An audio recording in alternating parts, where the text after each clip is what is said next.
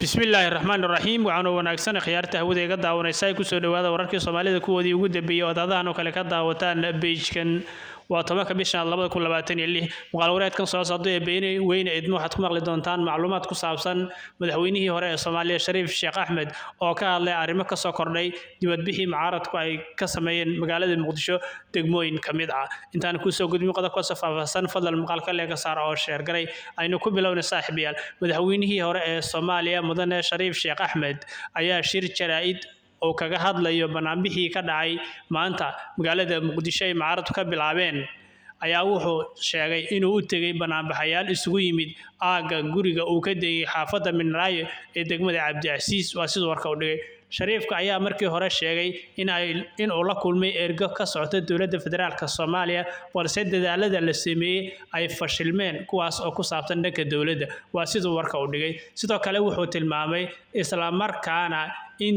dibadbax uu ka dhaco garoonka Goonis inay mucaaradku isla afkarteen balse shacabkii laga xiray wadooyinka lagana hor istaagay garoonka sida uu hadalka u dhigay waa Shariifka waxa kale oo uu ka hadlay khasaaraha dhimasho iyo dhaawac ee ka dhashay dibadbaxa kadib markii la rasaasiyay shacab ku sugnaa degmada Dayniile waa sidoo warka u dhigay sidoo kale wuxuu sheegay jidgooyooyin la sameeyay iyo dadka oo la jirdilay ayuu sheegay runtii arrintan waa arrin aad looga xumaado sidoo kalena dibadbaxa ka dhacay meelo kamid ah buu yiri goobta iyo Dayniile halkaas oo ay dad ku dhinteen kuwa kalena ay ku dhaawacmeen ayuu yiri madaxweynihii hore ee Soomaaliya Shariif Sheekh Axmed degmooyinkaas oo kamid ah yiri dalka Shariifka ayaa sidoo kale hadalkiisa sii wata ayaa wuxuu xusay banaanbaxayaashu ay sii socon doonaan isla markaana lagu raadinayo xuquuqda dadkii la barakiciyay waa sidoo warka u dhigay saaxiibayaal mudaharaadka waa inoo bilow buu yiri maanta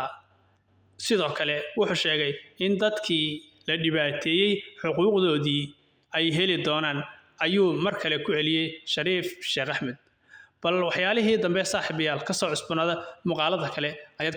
ku daawan doontaan hadduu eebba idme fadlan muqaalka leega saar oo share garay nabad